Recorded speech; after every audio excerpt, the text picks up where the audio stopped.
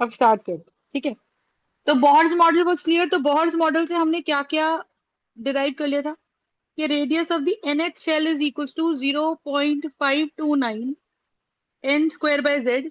Velocity of the electron, what is Vn? It is the velocity of the electron in the NH shell. So what is this going to be? This is going to be 2.16 या 18 into 10 raised to power 5 z over n centimeters per second. And En क्या होता है? Energy that is going to be -13.6 z square upon n square electron volts per atom. ठीक है, एक ये पढ़ा था हमने। ठीक है, एक हमने क्या पढ़ लिया था?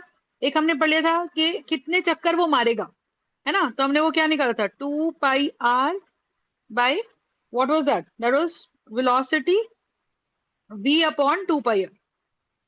That was the frequency of the electron in the NHL. What is it? That is the frequency of electron, या म्यू भी बोल देते हैं इसको, mu n, frequency of electron in the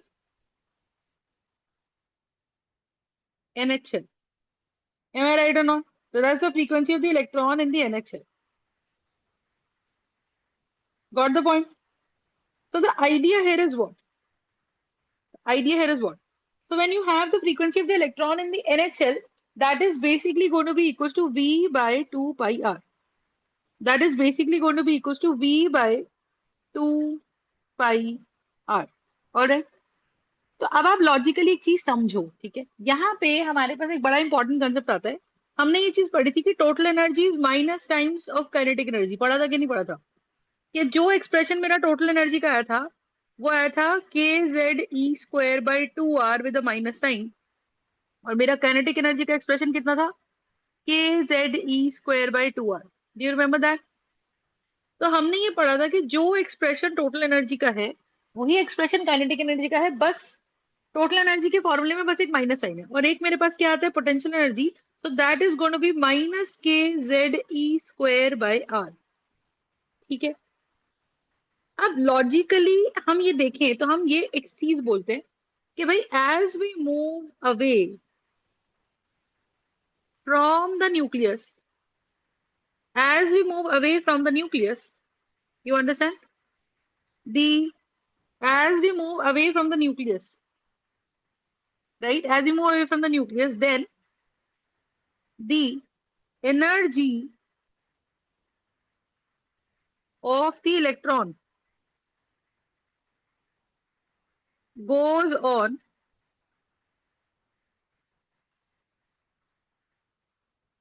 then the energy of the electron goes on increasing. ठीक है, कि energy of the electron goes on increasing as we move from one successive shell to another successive shell. ठीक है, goes on increasing as we move from one successive shell to another successive shell. ठीक है, अब logically समझो क्या। देखो, जैसे मैंने बोला कि यार ये न्यूक्लियस है जिसके अंदर प्रोटॉन्स ही प्रोटॉन्स बैठे हुए हैं और साथ में और कौन बैठे हुए हैं? न्यूट्रॉन्स। और यहाँ मेरे पास कौन है? यहाँ मेरे पास है बहुत सारे इलेक्ट्रॉन्स। ठीक है, तो अगर मेरे पास यहाँ बहुत सारे इलेक्ट्रॉन्स बैठे हैं, इसका मतलब क्या है मुझे बताओ? कि एक इलेक्ट्रॉन बैठा है मेरा के शेल में और एक ही हरा इलेक्ट्रॉन बैठा है मेरा एल शेल में। ठीक है, तो लॉजिकली अगर आप इसको देखो तो बताओ कि न्यूक्लियस में एक ही पॉइंट पे बहुत सारे प्रोटॉन्स इकट्ठे होके बैठे हुए हैं ना? तो न्यूक्लियस में क्या बैठे हुए? एक ही पॉइंट पे बहुत सारे प्रोटॉन्स इकट्ठे होके बैठे। मैंने कहा जी 10 प्रोटॉन्स यहीं बैठे हुए हैं। तो अगर 10 प्रोटॉन्स यहीं बैठे हुए हैं इसका मतलब क्या है कि इस पॉइंट का इट्स अ +10। इस पॉइंट का नेट चार्ज कैसा है? It's going to be a +10 charge.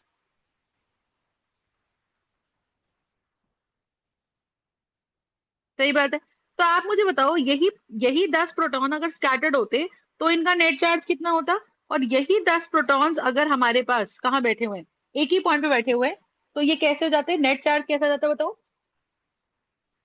+10। तो अगर हम कहते हैं कि जी हमारे पास ये चार्जेस एक ही पॉइंट पे इकट्ठे होके बैठे हुए हैं, इंग्लिश में इसको बोलेंगे अगर ये सारे के सारे चार्जेस एक ही पॉइंट पे कंसोलिडेटेड होकर बैठे हुए हैं, तो मेरा न्यूक्लियस जो होता है ना, it becomes nucleus becomes a very strong centre, nucleus becomes a very strong centre of attraction, ठीक है। पर अब आप एक चीज देखो कि हमने ये बोला कि अगर ये इलेक्ट्रॉन दोनों स्टैटिक हो जाते, अगर ये इलेक्ट्रॉन दोनों स्टैटिक हो जाते तो क्या होता कि ये इलेक्ट्रॉन न्यूक्लियस में गिर जाता, है ना। और अगर ये इलेक्ट्रॉन न्यूक्लियस में गिर जाता तो आप मुझे बताओ, एक प्रोटॉन का चार्ज है +1, और उसके अंदर अगर एक इलेक्ट्रॉन मिल जाता तो मिला जुला के ये क्या बना लेता, मिला जुला के बना देता है ये न्यूट्रॉन। Are we understanding? तो अगर ये मिला जुला के न्यूट्रॉन बना देता है, इसका मतलब क्या है मुझे बताओ। अगर ये मिला जुला के न्यूट्रॉन बना देता है तो we have proton plus electron, और ये न्यूट्रॉन बनाता है and it releases a lot of energy, ठीक है। And it releases a lot of energy, am I right और नॉट? तो अगर ये बहुत ज्यादा एनर्जी रिलीज करता है, इसका मतलब मुझे बताइए क्या है? कि प्रोटॉन प्लस इलेक्ट्रॉन मिलके क्या बना रहे हैं मुझे बताओ, न्यूट्रॉन। और वो बहुत ज्यादा एनर्जी रिलीज करता है, तो ऐसे समझो कि एटम के अंदर एक तरह से पड़े पड़े क्या हो जाता है, एटम के अंदर एक तरह से पड़े पड़े ब्लास्ट हो जाता है। आप ये अंडरस्टैंडिंग में पॉइंट? तो एटम के अंदर पड़े पड़े अगर एक तरह से ब्लास्ट हो जाता है, इसका मतलब क्या है? इसका मतलब क्या है कि मैम अगर एटम के अंदर पड़े पड़े एक तरह से ब्लास्ट हो रहा है, इसका सिंपल मतलब ये है अपने पास, इसका सिंपल मतलब ये है अपने पास क्या, कि मैम अगर एटम के अंदर ब्लास्ट हो रहा है, दिस क्लियरली मीन्स कि एटम हमारा अनस्टेबल है। तो पहली बात तो ये समझ में आई कि electrons have to keep moving, है ना, electrons have to keep moving around the nucleus, पहली बात तो ये। अब आप ये देखो कि जो इलेक्ट्रॉन है वो न्यूक्लियस के पास ज्यादा है, यस और नो? तो जो इलेक्ट्रॉन है ना वो न्यूक्लियस के पास ज्यादा है। अब अगर इलेक्ट्रॉन न्यूक्लियस के पास ज्यादा है तो इसका मतलब क्या है कि this electron is going to be negative, और ये जो इलेक्ट्रॉन अपने पास है वो न्यूक्लियस की तरफ अट्रैक्ट हो रहा है, तो कभी भी गिर सकता है। तो ये इलेक्ट्रॉन गोल गोल गोल गोल घूमता है, और जब ये इलेक्ट्रॉन गोल गोल घूमता है आप देखो, तो इस पे एक आउटवर्ड सेंट्रीफ्यूगल फोर्स लगती है, और ये आउटवर्ड सेंट्रीफ्यूगल फोर्स जब इनवर्ड अट्रैक्टिव फोर्स को रोक देती है, ठीक है, ये आउटवर्ड सेंट्रीफ्यूगल फोर्स जब इनवर्ड अट्रैक्टिव फोर्स को रोक देती है, तो इसका मतलब मुझे बताओ क्या है? तो इसका मतलब क्या है बताइए? इसका सिंपल मतलब हमारे पास ये है, इसका सिंपल मतलब हमारे पास ये है, बताइए क्या, कि मैम कि अगर ऐसा है तो हमारे पास यहाँ पे प्रोटॉन्स जो है वो अपनी तरफ इलेक्ट्रॉन को अट्रैक्ट करते हैं, सेंट्रीफ्यूगल फोर्स पर सेंट्रीफ्यूगल फोर्स क्या कर देती है, बैलेंसेस दी इनवर्ड अट्रैक्टिव फोर्स, और वो हमारा इलेक्ट्रॉन न्यूक्लियस में गिरने से बच जाते हैं। लेकिन सबसे ज्यादा डर न्यूक्लियस में गिरने का किसको है? क्योंकि अगर एक भी इलेक्ट्रॉन न्यूक्लियस में गिर गया तो वो न्यूक्लियस हमारा अनस्टेबल हो जाएगा। तो डर सबसे ज्यादा है इस इलेक्ट्रॉन को जो के शेल में रह रहा है ना। डर सबसे ज्यादा किसको है? उस इलेक्ट्रॉन को जो किस में रह रहा है, जो के शेल में रह रहा है। Are we understanding my point? और फिर हमारे पास यहाँ पे कौन है? फिर हमारे पास यहाँ पे है एल शेल। तो ये हमारे पास के शेल है और ये हमारे पास यहाँ फिलहाल एल शेल है। इसका मतलब क्या है बताओ? इसका मतलब यहाँ पे क्या है? इसका सिंपल मतलब ये है कि we are going to have the K shell and we are going to have the L shell, ठीक है। और के शेल अपनी तरफ इलेक्ट्रॉन्स खींच रहा है और एल शेल अपनी तरफ इलेक्ट्रॉन्स खींच रहा है, एल को भी खींच रहा है। लेकिन आप देखो एल दूर है तो एल पे अट्रैक्शन कम है। अगर एल पे अट्रैक्शन कम है तो वो धीरे भी चलेगा तो आउटवर्ड सेंट्रीफ्यूगल फोर्स ज्यादा नहीं बनानी उसको, उसको कम फोर्स में भी इनवर्ड अट्रैक्टिव फोर्स को बैलेंस कर देगा। लेकिन जो रेड वाला इलेक्ट्रॉन है उसको तेज तेज तेज घूमना पड़ेगा, क्यों? क्योंकि वो न्यूक्लियस के पास है, क्योंकि वो न्यूक्लियस के पास है तो वो अट्रैक्शन ज्यादा एक्सपीरियंस कर रहा है, और क्योंकि वो अट्रैक्शन ज्यादा एक्सपीरियंस कर रहा है इसका मतलब मुझे बताओ क्या है? क्योंकि वो अट्रैक्शन ज्यादा एक्सपीरियंस कर रहा है इसका मतलब मुझे बताओ क्या है? बताइए कि मैम अगर वो अट्रैक्शन ज्यादा एक्सपीरियंस कर रहा है, that clearly means what, that clearly means what, कि अगर वो अट्रैक्शन ज्यादा एक्सपीरियंस कर रहा है तो ये क्या लगाएगा, एक आउटवर्ड सेंट्रीफ्यूगल फोर्स लगाएगा। Are we understanding my point of? Is it Yes, ma'am. क्लियर? ठीक है। तो इसका मतलब अगर हम ये बोले कि वेलोसिटी ऑफ द इलेक्ट्रॉन कहाँ ज्यादा है, तो आप लॉजिकली सोचो, के शेल है मेरी शेल नंबर 1 और एल शेल है मेरी शेल नंबर 2। तो अगर के शेल है मेरी एन नंबर 1 और एल शेल है एन बराबर 2, तो इसका मतलब मुझे बताओ क्या हो गया, बताइए। इसका सिंपल मतलब ये है कि मैम अगर K shell is n equal to 1 और L shell is n equal to 2, तो क्या हमने वेलोसिटी का फॉर्मूला लिखा है? जीरो हमने लिखा है 2.18 इंटू 10⁵ जेड ओवर एन। तो आप सोचो जिसका एन कम उसकी वेलोसिटी ज्यादा। बोलो हाँ। जिसका एन कम उसकी वेलोसिटी ज्यादा। फंडा समझ में आ गया? इज दिस पार्ट क्लियर और नॉट? Just yes ma'am. ठीक है। तो आप ये चीज समझो कि जिसकी वेलोसिटी ज्यादा वो कब है? जब एन कम है। एन का कम होने का मतलब वो जो इलेक्ट्रॉन है वो न्यूक्लियस के पास है। अगर वो न्यूक्लियस के पास है तो उस इलेक्ट्रॉन को क्या ज्यादा मिल रही है? अट्रैक्शन। तो उस इलेक्ट्रॉन के न्यूक्लियस में गिरने के चांसेस ज्यादा है। और अगर इलेक्ट्रॉन न्यूक्लियस में गिर गया तो एटम अनस्टेबल हो जाएगा। तो इलेक्ट्रॉन न्यूक्लियस में ना गिरे उसके लिए वो इलेक्ट्रॉन क्या करता है? It starts to rotate. It starts to rotate faster and faster. Do you understand my point? और जब वो फास्टर एंड फास्टर दौड़ता है इसका मतलब क्या है? जब वो फास्टर एंड फास्टर दौड़ता है इसका मतलब क्या है? बताइए। कि भाई जितना एन कम उसकी उसकी वेलोसिटी ज्यादा। अब आप ऐसे सोचो। अब आप ऐसे सोचो तो velocity of the electron in the nth shell is inversely proportional है।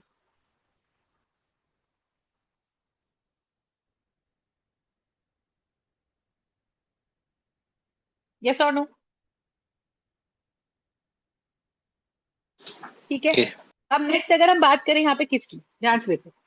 नेक्स्ट अगर हम बात करते हैं कि भाई अगर मेरे पास दो एटम्स है, एक बेरिलियम का एटम है और एक बोरॉन का एटम है। जो बेरिलियम का एटॉमिक नंबर है 4, बेरिलियम का एटॉमिक बोरॉन का एटॉमिक नंबर है 5। तो मैंने बोला कि इसके अंदर भाई 4 प्रोटॉन्स है। और बोरॉन में मैंने क्या बोला? कि इसके अंदर 5 प्रोटॉन्स है। सही है। अब हाल ये है कि भाई इसके अंदर 2 इलेक्ट्रॉन्स यहाँ हैं और 2 इलेक्ट्रॉन्स यहाँ हैं। और इसके अंदर बोरॉन में ग्रीन शेल है। क्या जो बोरॉन की ग्रीन शेल है, क्या जो बोरॉन की ग्रीन शेल है वही शेल हमारी के शेल बेरिलियम की है, लाल वाली? तो आइडियली मैं बोल रही हूँ कि दोनों की वैल्यू 1 पे निकाल रही हूँ। मतलब के शेल में मैं निकाल रही हूँ कि भाई बताओ बेरिलियम का इलेक्ट्रॉन तेज घूमेगा जिसका Z4 है, या बोरॉन का इलेक्ट्रॉन तेज घूमेगा जिसका Z5 है? Are you understanding this point? बताओ। Yes ma'am. तो व्हाट डू वी हैव? तो हमने बोला कि देखो भाई जिसमें 4 प्रोटॉन है उसके यहाँ न्यूक्लियस में +4 का चार्ज बना। और जिसके यहाँ 5 चार्ज है उसके पास न्यूक्लियस में कैसा चार्ज बना? +5 का चार्ज बना। हाँ या ना? तो अगर उसके यहाँ +5 का चार्ज बना है और यहाँ पे +4 का चार्ज बना है, आप इसका मतलब समझो क्या? कि मैम अगर मेरे पास के शेल है और यहाँ मेरे पास एल शेल है ना? मेरे पास एक के शेल है और यहाँ मेरे पास एक एल शेल है। तो होगा क्या? कि के शेल का इलेक्ट्रॉन 5 प्रोटॉन्स की अट्रैक्शन ज्यादा झेलेगा। तो ये हरे वाले इलेक्ट्रॉन को ज्यादा डर है। ज्यादा डर किस बात का? कि भैया मेरे को तो +5 का चार्ज अट्रैक्ट कर रहा है, मैं तो गिर जाऊंगा न्यूक्लियस में। और 4 वाले को अट्रैक्ट कौन कर रहा है? ये लाल वाले को कौन अट्रैक्ट कर रहा है? 4 प्रोटॉन। तो इसको डर ये है कि भैया ये तो 4 प्रोटॉन है। और अगर ये 4 प्रोटॉन है तो इसका मतलब क्या है? अगर ये 4 प्रोटॉन है तो इसका मतलब क्या है? मुझे बताओ।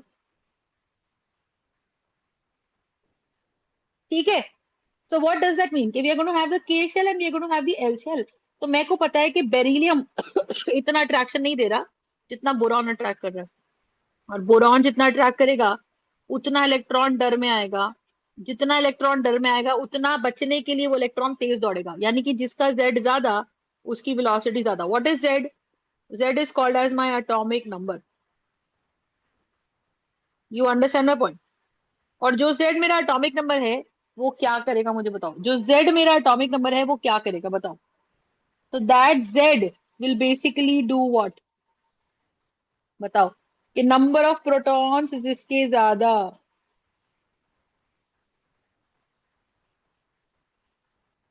नंबर ऑफ प्रोटॉन्स जिस, ठीक है, उसका न्यूक्लियस का चार्ज ज्यादा। उसका न्यूक्लियर चार्ज ज्यादा। जिसका न्यूक्लियर चार्ज ज्यादा वो इलेक्ट्रॉन अपनी तरफ अट्रैक्ट करेगा ज्यादा। और जब वो अट्रैक्ट करेगा ज्यादा तो इसका मतलब क्या है? जब वो अट्रैक्ट करेगा ज्यादा तो इसका मतलब क्या है? कि मैम इलेक्ट्रॉन को तेज घूमना पड़ेगा। तो अगर मैं बोलती हूँ कि velocity is equal to 2.18 into 10⁵ Z/n centimetres per second. तो मुझे यहां से ही समझ आता है कि कीपिंग एन सेम, हम दो फैक्टर्स में से किसी एक को कांस्टेंट कर दे, keeping n same, what do we get? We get v is directly proportional to z. Am I right or not? What do we get? We get v is directly proportional to z. और यहां हम बोलेंगे v is inversely proportional। ये कब लिख रहे हैं? जब हम कर रहे हैं कीपिंग z से, ठीक है। और ये हम कब कर रहे हैं? जब हम बोल रहे हैं कीपिंग n से। क्या मेरी बात समझ में आ रही है? तो उसके हिसाब से अगर आप ध्यान से देखो तो हमारा v वर्सेस z का ग्राफ कैसे बनेगा? ये z एक्सिस पे, ये x एक्सिस पे मेरा z है, यानी कि एटॉमिक नंबर है, और ये यहाँ पे वेलोसिटी है, और हमने शेल सेम रखी है। मान लो मेरे पास चार एटम्स हैं, एक का एटॉमिक नंबर 5 है, एक का 10 है, एक का 15 है, एक का 20 है। तो atomic number is equal to the number of protons. तो इसका मतलब जिसका एटॉमिक नंबर 20 है उसके न्यूक्लियस में 20 प्रोटॉन्स है, और जिसका एटॉमिक नंबर 5 है उसके न्यूक्लियस में 5 ही प्रोटॉन्स है। तो as a result what is happening, मुझे बताओ कि जिसके न्यूक्लियस में मेरे पास 5 है और 20 है उसका मतलब क्या है, मुझे बताओ। Are we understanding? तो 5 प्रोटॉन्स की फोर्स ऑफ अट्रैक्शन इतनी ज्यादा नहीं है, और 20 प्रोटॉन्स की फोर्स ऑफ अट्रैक्शन काफी ज्यादा है। तो 20 की फोर्स ऑफ अट्रैक्शन इलेक्ट्रॉन को ज्यादा खींचेगी। तो यानी कि जैसे जैसे एटॉमिक नंबर बढ़ेगा,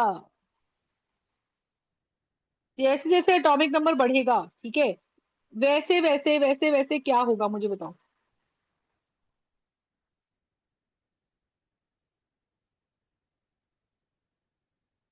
बोलो। तो जैसे जैसे एटॉमिक नंबर बढ़ेगा, 1 2 3 4 5 6 7 8 9, सही बात है। तो एज ए रिजल्ट वेलोसिटी बढ़ती जाएगी। इज द कॉन्सेप्ट क्लियर और not? Just tell me, is it clear everybody? Yes और नो? Yes, ma'am. ठीक है। तो इस तरह से हम ये हिसाब लगाते हैं कि भाई ये ग्राफ है। लेकिन अगर मैं वही बोलूं कि वेलोसिटी वर्सेस एन का ग्राफ बना रहे, कीपिंग जेड सेम, तो जैसे जैसे शेल बढ़ेगी, शेल नंबर 1 मतलब के शेल, शेल नंबर 2 मतलब एल शेल, शेल नंबर 3 मतलब एम शेल, शेल नंबर 4 मतलब एन शेल, शेल नंबर 5 मतलब ओ शेल, के एल एम एन ओ। तो धीरे धीरे वेलोसिटी भी के शेल में वेलोसिटी सबसे ज्यादा होगी, एल में वेलोसिटी घटेगी, एल में और घटेगी, तो it is going to go something like this. तो ये वाला ग्राफ हमारा बनेगा rectangular hyperbola. Is it clear? So this is going to be what? This is going to be a rectangular hyperbola.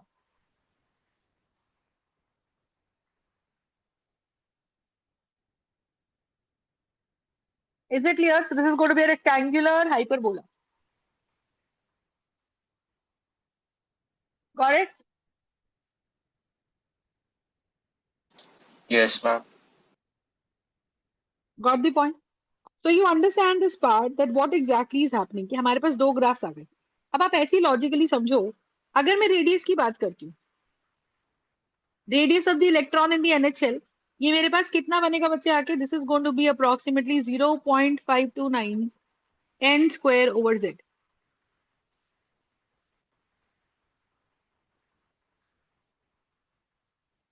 Yes और नो? तो radius की value 0.529 n square by Z, ठीक है। अब आप लॉजिकली समझो क्या, आप लॉजिकली समझो क्या, कि इसका ग्राफ अगर बनाते हैं और शेल सेम रख दी मैंने, है ना, शेल सेम रखने का मतलब के शेल है दो अलग अलग एलिमेंट्स की, एक मेरे पास बेरिलियम मान लो जिसका एटॉमिक नंबर 4 है, और एक मेरे पास कैल्शियम मान लो जिसका एटॉमिक नंबर 20 है। तो इसके न्यूक्लियस में 20 protons are present, 20 protons are present in its nucleus,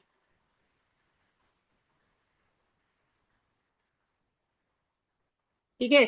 और इसके न्यूक्लियस में कितने हैं? 4 न्यूट्रॉन्स आर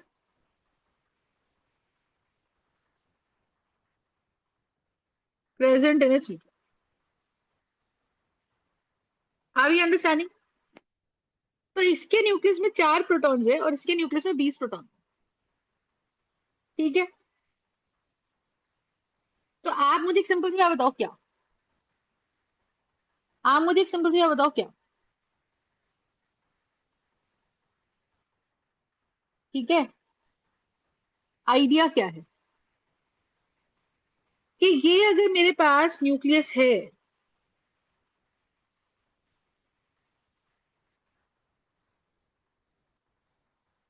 ठीक है, तो इसके न्यूक्लियस में यहां मेरे पास 4 प्रोटॉन है और उसकी के शेल है। दूसरा एटम है, उसके न्यूक्लियस में यहाँ 20 प्रोटॉन्स हैं, तो उसकी ये के शेल है। आप मुझे लॉजिकली बताओ, 20 प्रोटॉन्स के शेल को ज्यादा अट्रैक्शन देगी और 4 प्रोटॉन्स के शेल को ज्यादा अट्रैक्शन नहीं देगी। Got the point?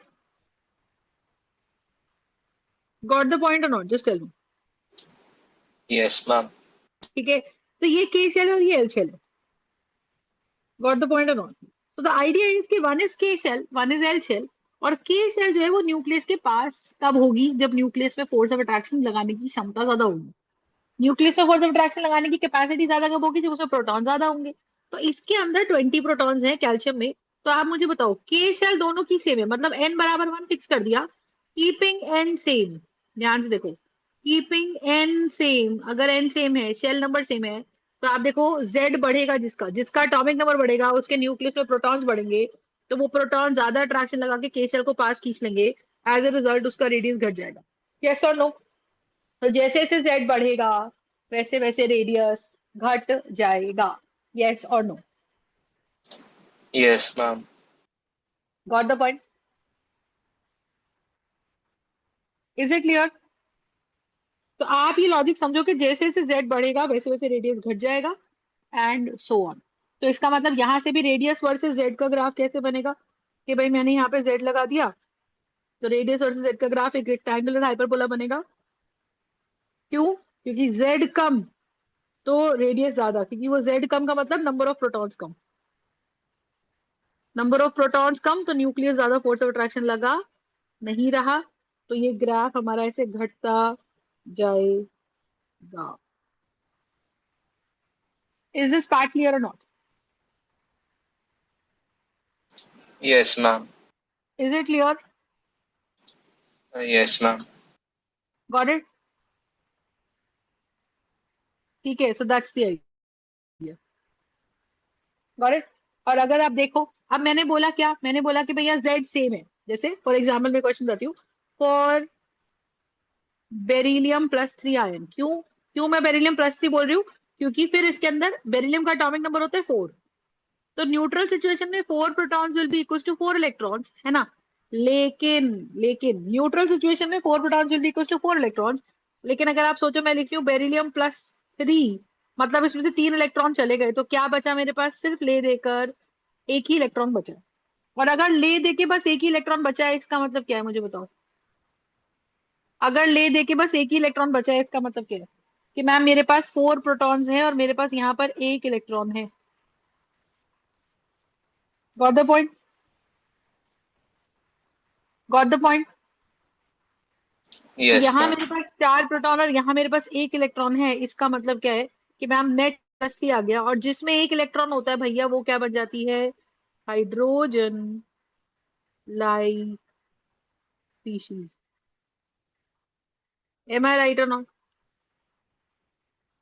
Got it? तो बेरिलियम Yes. प्लस 3 की अगर हम बात कर रहे हैं, तो what do you think is going to happen?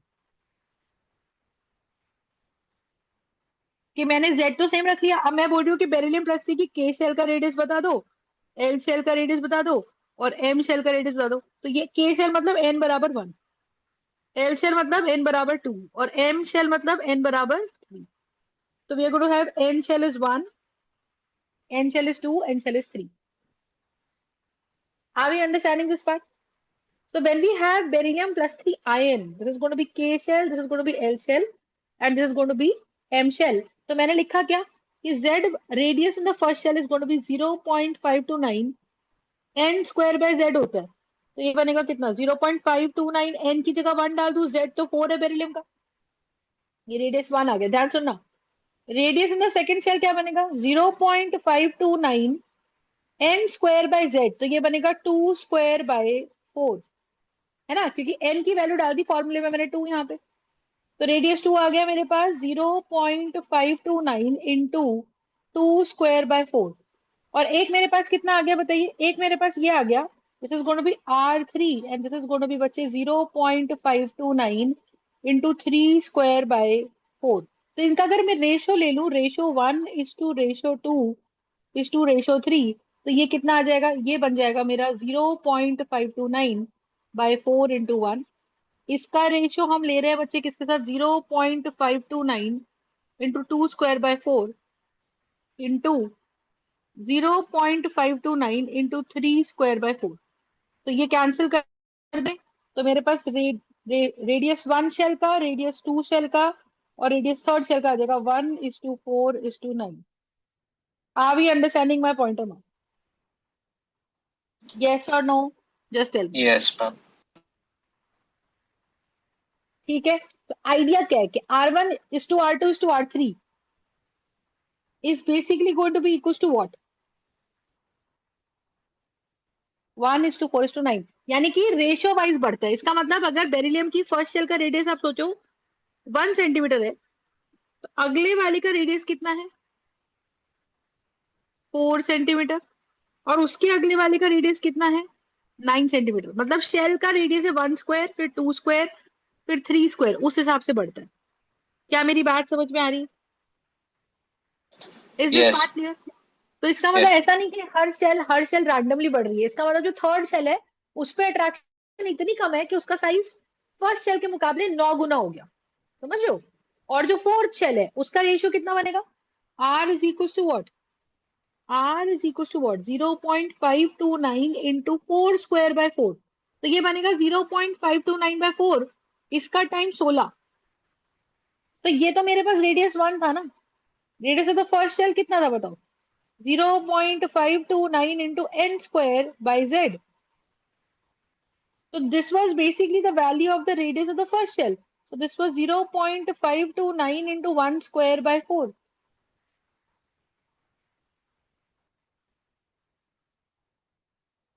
तो ये मेरे पास radius of the first shell आ गया।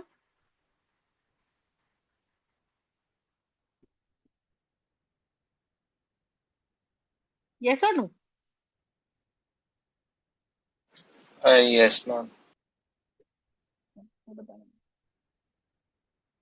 तो radius of the first shell कितना है, this is exactly going to be how much, this is going to be 0.529 into 1 square by 4।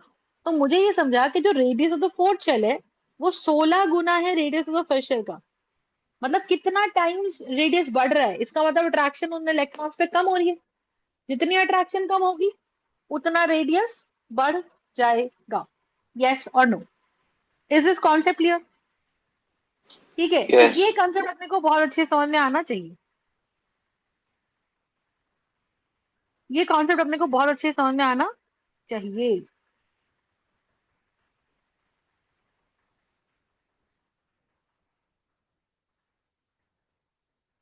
Are we understanding this part? तो यहां से radius 1 की value कितनी आ जाएगी, यहां से रेडियस 1 की वैल्यू आ जाएगी 0.5, ये आ जाएगी। इज इट क्लियर और नॉट? तो आप ये समझो this is exactly going to be 0.529 into 1 square by 4। Is it clear? yes, ma'am. ठीक है, तो आप ये चीज समझो कि अगर मैं रेडियस वर्सेस एन का ग्राफ बनाती हूँ, तो it's going to be R is directly equal to n square. तो आप देखो Y directly equal to X square जब आता है ना, तो आप देखो प्रोपोर्शनैलिटी के साइन की तरफ एक वेरिएबल एक्स है, एक वेरिएबल वाई है। जब भी ऐसा होता है कि प्रोपोर्शनैलिटी के साइन की तरफ एक वेरिएबल वाई है और एक वेरिएबल एक्स है, तो यहाँ पे मेरी पावर कितनी आती है, यहाँ पे मेरी पावर आती है 1। यहाँ मेरी पावर कितनी आती है, यहाँ मेरी पावर आती है 1। और यहाँ मेरी पावर आती है 2। तो y की power 1 is directly proportional to x की पावर 2। बोलो हाँ ना? Is the concept clear? तो y raise to power 1 is directly proportional to x square. जब भी ऐसा हो कि एक की पावर 1 है और एक की पावर 2 है, अगर ऐसा हो जाए तो वो ग्राफ हमेशा क्वाड्रेटिक इक्वेशन का पैराबोला बन जाता है। तो अगर वो पैराबोला बन जाएगा तो वो ग्राफ अपना ऐसा रहेगा, बिल्कुल ऐसा। यस और no? So this is going to be what? This is going to be the radius versus n graph. Yes or no? तो रेडियस वर्सेस एन का ग्राफ हमारा ये है. कंसेप्ट समझ में आया कि नहीं आया बताइए. Yes, ma'am. Any doubt? No, ma'am. ठीक है जी, ठीक है. तो ये हमें ग्राफ बनाने आने चाहिए, है ना. ऐसे पता होना चाहिए जैसे जैसे एन बढ़ रहा है. आप देखो ये रेशियो 1 पे था, फिर 2 पे ये वैल्यू 4 पे आएगी, फिर ये 3 पे 9 पे आएगी, तो ये गैप भी बढ़ता जा रहा है. 4 पे ये 16 पे आ जाएगी, तो ये गैप और बढ़ जाएगा. तो that is why this parabolic curve इधर वाला हम लेते नहीं है क्योंकि नेगेटिव एन होता नहीं है, तो इसीलिए सिर्फ हाफ पैराबोला बनता है. Is it clear? So the name of this shape of this graph is a parabolic graph. कि डायरेक्ट प्रोपोर्शन में दो वेरिएबल आ जाए, एक की पावर 1 आ जाए और एक की पावर 2 आ जाए, तो वो मेरे पास ग्राफ कैसा बन जाता है? वो मेरे पास एक पैराबोलिक ग्राफ बन जाता है.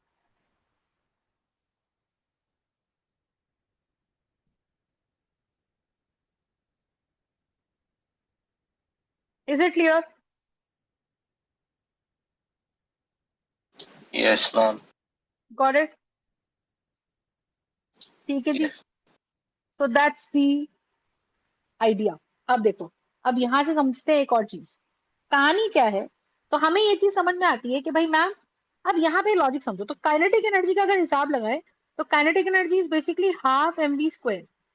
तो इसका मतलब जहां वेलोसिटी ज्यादा इलेक्ट्रॉन की, उस जगह पे उसकी काइनेटिक एनर्जी ज्यादा. तो आप मुझे बताओ इलेक्ट्रॉन की काइनेटिक एनर्जी ज्यादा है कहाँ? काइनेटिक एनर्जी ऑफ इलेक्ट्रॉन कौन सी शेल में ज्यादा होगी मुझे बताओ? न्यूक्लियस के पास वाली शेल में या न्यूक्लियस से दूर वाली शेल में? कहाँ इलेक्ट्रॉन तेज चलता है बताइए? के शेल में कि एल शेल में? बताइए. Where will the electron move fastest? K shell. K shell, है ना. तो इसका मतलब ये तो समझ आ गया कि मैम काइनेटिक एनर्जी जो है, अगर velocity in the K shell सबसे ज्यादा है then the velocity in the L shell, then the velocity in the M shell and going forward. तो इसका मतलब क्या है मुझे बताओ? ये kinetic energy in the K shell will also be greater than the kinetic energy in the L shell, will also be greater than the kinetic energy in the M shell. Yes or no? Yes, ma'am. Got the point. तो kinetic energy K shell की ज्यादा है किससे? L shell से. और kinetic energy की value ज्यादा है किससे? M shell से. कंसेप्ट क्लियर है? तो आप ये चीज समझो कि अगर kinetic energy की वैल्यू बहुत ज्यादा है, तो इसका मतलब ये बात तो समझ में आती है कि as we move away from the nucleus, shell by shell, kinetic energy goes on decreasing. और अब आप देखो इसका फॉर्मूला भी ये बात बताता है. काइनेटिक एनर्जी का फॉर्मूला होता है +k(z)(e²/2r). जिस शेल का रेडियस ज्यादा, उसकी काइनेटिक एनर्जी कम. बोलो है. कीपिंग जेड सेम, क्योंकि के तो कांस्टेंट है, टू भी कांस्टेंट है, इलेक्ट्रॉन का चार्ज ई भी कांस्टेंट है. तो आर जिस शेल का आर बहुत ज्यादा, उसकी काइनेटिक एनर्जी बहुत कम. Is it clear? जिस शेल का आर बहुत ज्यादा, उसकी काइनेटिक एनर्जी बहुत कम. यस और no? Are we understanding this part or no? Yes, ma'am.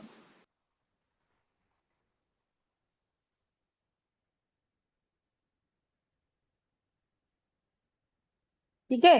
तो इसका मतलब ये समझ आता है कि जैसे जैसे रेडियस बढ़ेगा वैसे वैसे काइनेटिक एनर्जी कम हो रही है. तो हमें पता होना चाहिए going from one shell to another,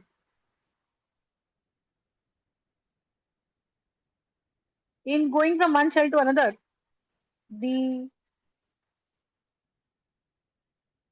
kinetic energy goes on decreasing. ठीक है, बहुत बढ़िया. तो इलेक्ट्रॉन की काइनेटिक एनर्जी एम शेल में कम है और के शेल में ज्यादा है. ये बात समझना. अब हम बात करते हैं पोटेंशियल एनर्जी की. ठीक है, ध्यान समझिएगा. पोटेंशियल एनर्जी का फॉर्मूला क्या है? पोटेंशियल एनर्जी का फॉर्मूला हम निकाले थे -k(z)(e²/r).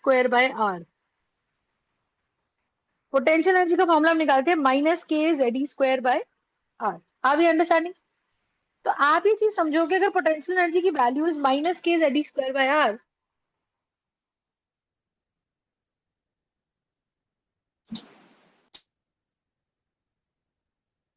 Got the point. तो इसका मतलब ये हो गया, इसका मतलब ये हो गया कि मैम जैसे जैसे आर बढ़ेगा, अच्छा आर कब बढ़ता है, रेडियस ऑफ द शेल कब बढ़ता है, जब शेल नंबर बढ़ता है। शेल नंबर बढ़ने का मतलब क्या है कि मैम हम शेल नंबर 1 से शेल नंबर 2 से शेल नंबर 3 से 4 ऐसे से जा रहे हैं। तो अगर हम शेल 1 से 2 से 3 से 4 जाएंगे तो क्या होगा मुझे बताओ। If you going from shell 1 to shell 2 to shell 3 to shell 4 and so on, let's say we are moving like that, ठीक है। तो जैसे जैसे हम आर बढ़ाएंगे और शेल नंबर बढ़ेगा तो रेडियस बढ़ेगा। तो रेडियस डालेंगे अगर, तो ये वैल्यू ओवरऑल छोटी हो जाएगी मुझे बताओ, लेकिन नेगेटिव में छोटी वैल्यू, जितना आर बढ़ेगा उतना नेगेटिव में छोटी वैल्यू बड़ी हो जाती है। बोलो, अगर फॉर एग्जाम्पल मैं लिखती हूँ 0 और यहाँ लिखती हूँ -1 और यहाँ लिखती हूँ -2 और यहाँ लिखती हूँ -3 और यहाँ लिखती हूँ -4 और यहाँ लिखती हूँ -5, तो इसका मतलब क्या है बताओ।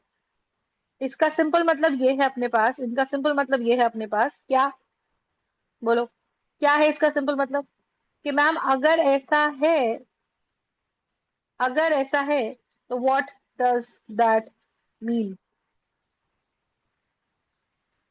Just tell me. कि जितना माइनस के साथ नंबर बढ़ा उतनी वो वैल्यू ओवरऑल कैसी मानी जाती है, स्मॉल।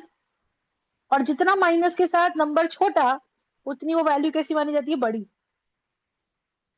तो आप देखो जिसका रेडियस बढ़ा तो ओवरऑल वैल्यू छोटी हो गई, जिसका डिनोमिनेटर बढ़ा उसकी ओवरऑल फ्रैक्शनल वैल्यू छोटी हो गई। छोटी वैल्यू विद माइनस साइन बड़ी हो जाती है।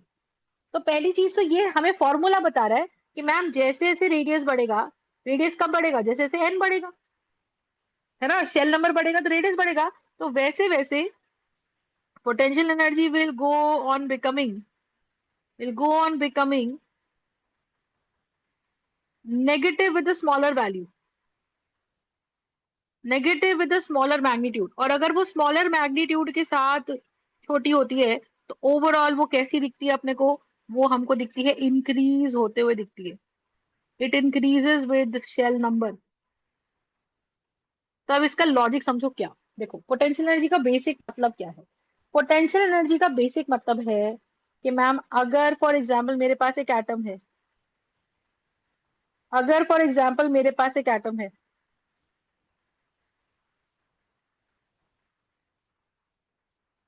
ठीक है। तो अगर फॉर एग्जाम्पल मेरे पास एक एटम है तो इसका मतलब क्या है बताओ।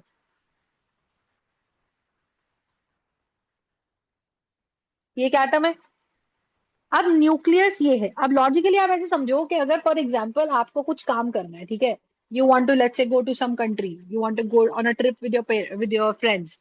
तो आपने पेरेंट्स से पैसे मांगे कि भाई मेरे को ना ट्रिप पे जाना है, मुझे so and so let's say 20,000 rupees आप दे दो या 30,000 रुपीज दे दो, ठीक है। एंड लेट्स से आप जो चाहते हो वो आपके पेरेंट्स ने कर दिया, ठीक है। तो आप बहुत खुश हो कि भैया ठीक है, मैंने तो 30,000 रुपये मांगे थे और मम्मी ने तो बड़े आराम से दे दिए। तो उसमें विल यू बी काम एंड कंपोज और will you be angry, you will be very happy and you will be काम। तो आपकी एनर्जी कम रहेगी। लेकिन मान लो ऐसा हो जाता है, लेकिन मान लो ऐसा हो जाता है क्या, बोलो। मान लो ऐसा हो जाता है कि अगर हम बात करें किसकी, बोलो, ठीक है। पर अगर हम बात करें किसकी, कि भाई मैम मैंने पैसे मांगे मम्मी से और मम्मी ने मना कर दिए कि नहीं पैसे नहीं मिलेंगे। You tried your level best पर पैसे नहीं मिले, है ना। तो आपने एक बार रिक्वेस्ट की, 2 बार रिक्वेस्ट करी, 10 बार रिक्वेस्ट करी, तो धीरे धीरे आपको गुस्सा बढ़ेगा कि भैया मेरे को पैसे क्यों नहीं दे रहे हो आप, है ना। मैंने सारे साल पढ़ाई करी फिर भी मेरे को पैसे नहीं दे रहे हो। What exactly does that mean, कि जब हम कोई काम चाह रहे होते हैं और वो हमारे हिसाब से हो जाता है तो हमारी एनर्जी कम है। और जब मेरे अंदर वो काम नहीं हो रहा होता तो मेरे अंदर एक एंगर भर जाता है, गुस्सा भर जाता है। बेसिकली दैट गुस्सा, that anger is my stored energy and that is my potential energy, ठीक है। तो इसके अंदर क्या है सोच के देखो, कि जो इलेक्ट्रॉन है ना उसका चार्ज है नेगेटिव, और न्यूक्लियस क्योंकि उसमें बहुत सारे प्रोटॉन्स भरे पड़े हैं, तो प्रोटॉन्स के कारण ये न्यूक्लियस कैसा हो जाता है मुझे बताओ।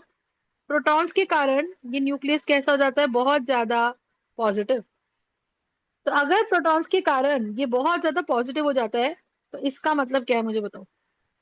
कि अगर वो बहुत ज्यादा पॉजिटिव हो जाता है तो इसका मतलब क्या है, मुझे बताओ।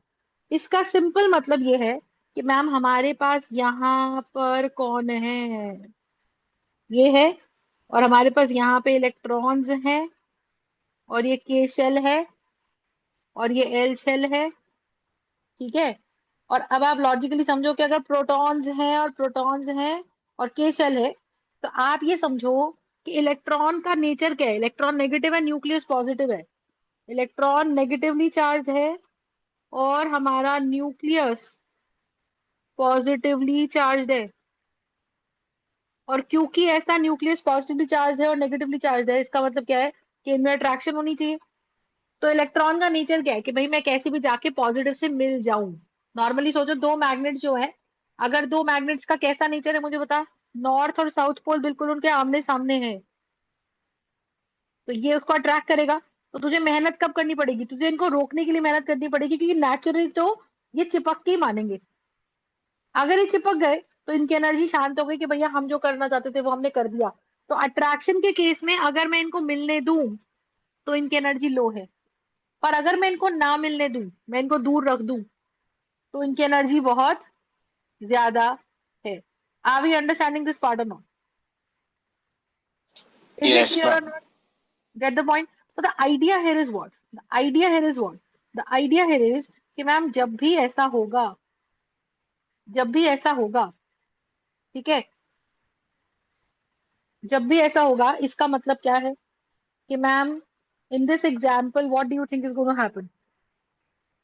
Just tell me. कि एक नॉर्थ पोल है, एक साउथ पोल है, तो इलेक्ट्रॉन नेगेटिव है, प्रोटॉन्स पॉजिटिव है, तो वो इलेक्ट्रॉन इससे मिलना चाहता है। और अगर वो इलेक्ट्रॉन इससे मिलना चाहता है तो के शेल का इलेक्ट्रॉन सबसे क्लोजेस्ट है, तो वो खुश है। लेकिन एल शेल का इलेक्ट्रॉन बेचारा दुखी है, कहता है जी मैं तो इलेक्ट्रॉन हूँ, नेगेटिव हूँ, मैं तो रहना चाहता हूँ, पर मेरे को तो तुमने न्यूक्लियस से दूर कर दिया। तो एल शेल वाले इलेक्ट्रॉन में ज्यादा एंगर भरा होएगा या के शेल वाले में एंगर ज्यादा भरा होएगा? बोलो। एल शेल वाले में ज्यादा एंगर भरा हुआ होगा कि के शेल वाले में एंगर भरा होगा? किस में भरा होगा? किसमें एंगर ज्यादा भरा हुआ होगा?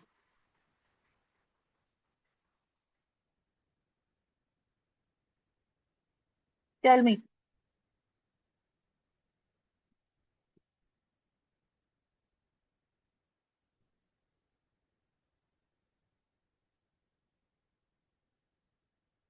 Tell me. के वाला इलेक्ट्रॉन ज्यादा दुखी होगा कि एल वाला?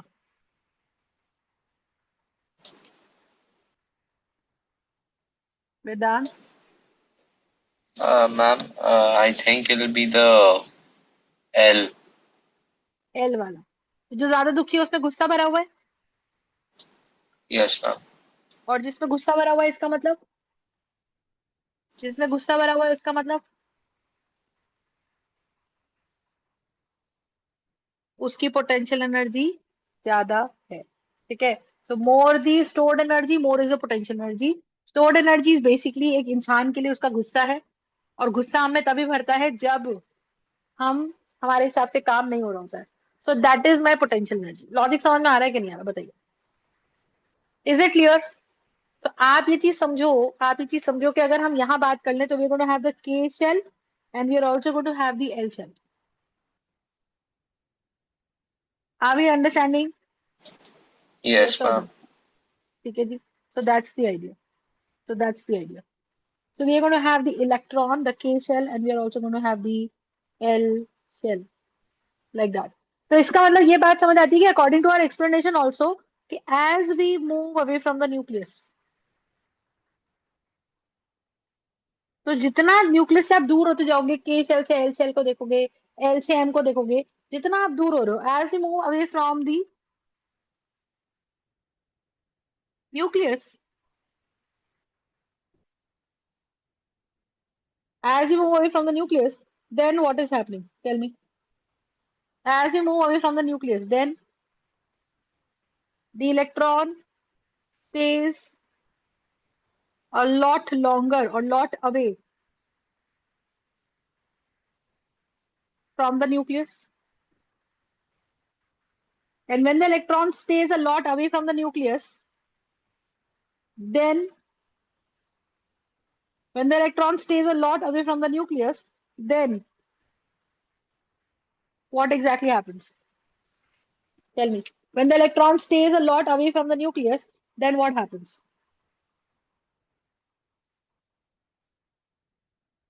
Then its potential energy goes on increasing.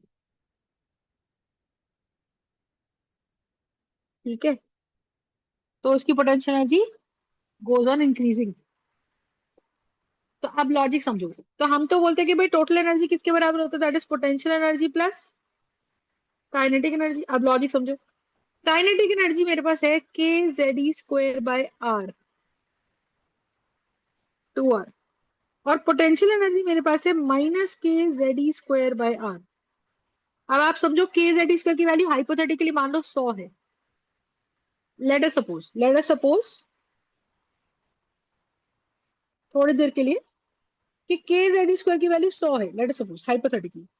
तो ये इधर फॉर्मूला बन गया -100/r, और यहाँ फॉर्मूला बन गया 100/2r।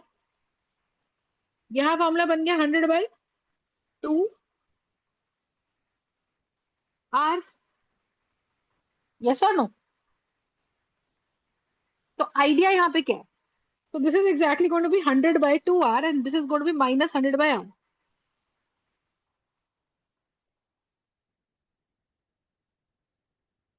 Got the point?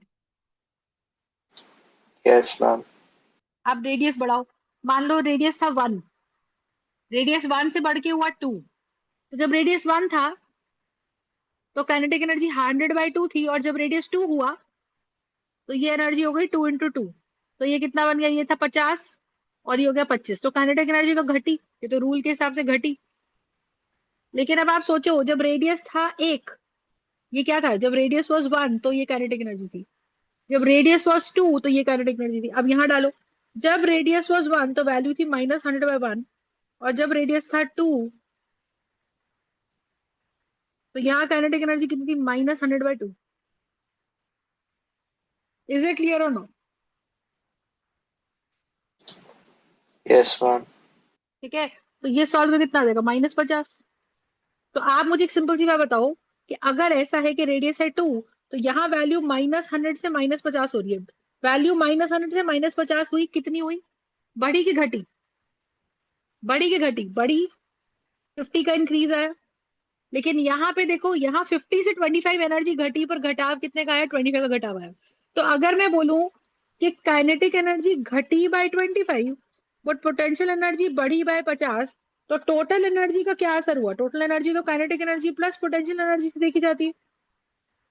मान लो शुरू शुरू में हमारे पास काइनेटिक एनर्जी कितनी थी? Total energy was initially what? 100/1 plus -100/1। फिर टोटल एनर्जी 2 कितनी आई? टोटल एनर्जी दूसरी कितनी आई? तो ये आई मेरे पास 100/4 प्लस -100/2। तो इसको सॉल्व करोगे तो ये वाली वैल्यू आई -50, और ये वाली वैल्यू कितनी आई मेरे पास? -50, -25। तो -50 बढ़ा के -25 बढ़ा? बोलो। -50 बढ़ा के -25 बढ़ा? 100/4 इज 25 और -50, तो आंसर आ गया -25। एम आई राइट और not? Yes, ma'am. So this exactly is going to be what? -25. Yes or no? Are we understanding? Yes, ma'am.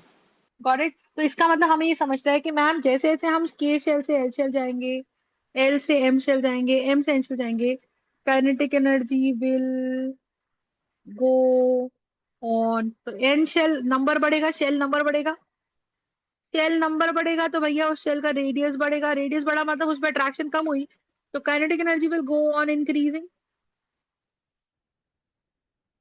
Kinetic energy will go on increasing.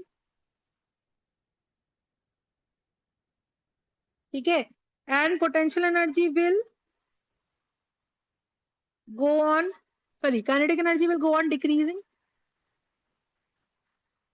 and potential energy will go on increasing and total energy will also go on increasing।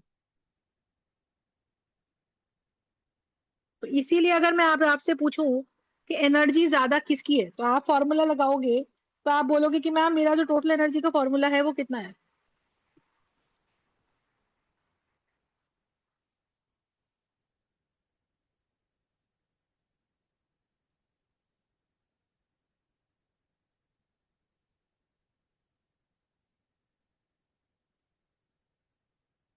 Value है -13.6 by z square by n square.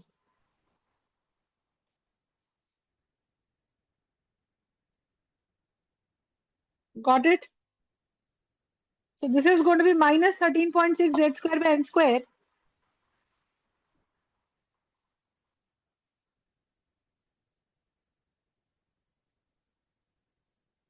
ठीक है? So -13.6 z square by n square. ठीक है? तो n बढ़ेगा तो n square बढ़ेगा, n square बढ़ेगा तो डिनोमिनेटर बढ़ेगा, डिनोमिनेटर बढ़ेगा तो ओवरऑल वैल्यू छोटी होगी, बट विद माइनस साइन वो वैल्यू बड़ी हो जाएगी, इसीलिए टोटल एनर्जी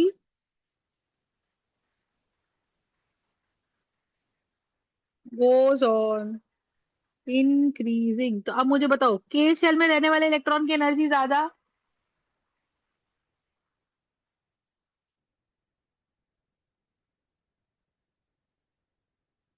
के शेल में रहने वाले इलेक्ट्रॉन्स की एनर्जी ज्यादा, या एल शेल में रहने वाले इलेक्ट्रॉन्स की एनर्जी ज्यादा? मैम के शेल। नहीं, एनर्जी बढ़ती जा रही है, एनर्जी बढ़ती जा रही है, तो के शेल में रहने वाले की एनर्जी ज्यादा कि एल शेल में रहने वाले की एनर्जी ज्यादा? L shell, L shell. है ना? एन की वैल्यू आप 2 डालोगे तो ये वाली वैल्यू निकल के आएगी 13.6 जेड स्क्वायर बाय 2 स्क्वायर, और एन शेल के लिए 1 के लिए डालोगे तो क्या लिखोगे, -13.6 जेड स्क्वायर बाय 1 स्क्वायर।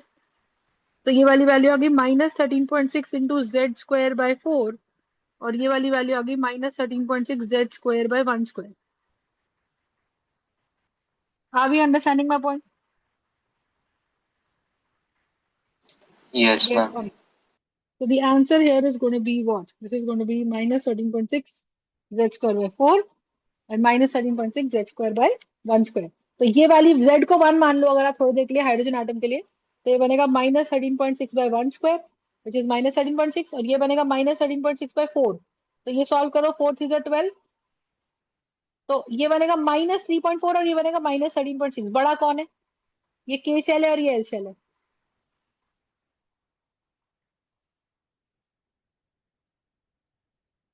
बोलो हाँ है ना? बड़ा कौन है? -3.4। हाँ, तो जिसकी वैल्यू ज्यादा,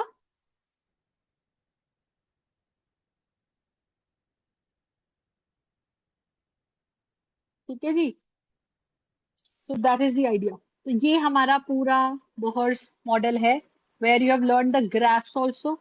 तो यहाँ पे अगर अब मैं बोलूँ कि एनर्जी वर्सेस एन का ग्राफ बना दो, तो energy is inversely proportional to 1 by N square, है ना? तो ये ग्राफ अपना कैसे बनेगा कि जैसे जैसे एन बढ़ेगा, डिनोमिनेटर बढ़ेगा, ओवरऑल वैल्यू घटेगी, तो ये ग्राफ बनेगा ऐसे। Is it clear? Yes ma'am. ठीक है, बट विद माइनस साइन इसका रेसिप्रोकल बना दो। विद माइनस साइन क्या होने वाला है, इसका ग्राफ कैसे बनेगा? क्योंकि माइनस साइन लगा हुआ है तो ये ग्राफ है बनेगा ऐसे। Energy for this is going to be minus more negative, ऊपर आते आते थे मोर पॉजिटिव, तो ये वाला ग्राफ गलत है, ये वाला ग्राफ सही है। क्योंकि आप देखो, जब एन की वैल्यू 1 है तो वैल्यू है -13.6, जब एन की वैल्यू 2 है तो वैल्यू है -3.4, जब एन की वैल्यू 3 है।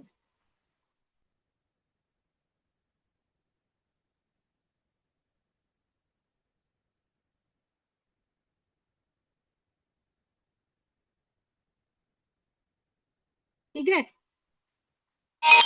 Yes ma'am. Like that is what we basically have with us. Is the concept clear? Yes ma'am. Is the concept clear और नॉट? Just let me. तो ये हमारे पास आइडिया यहाँ पर आ जाता है। Is it clear?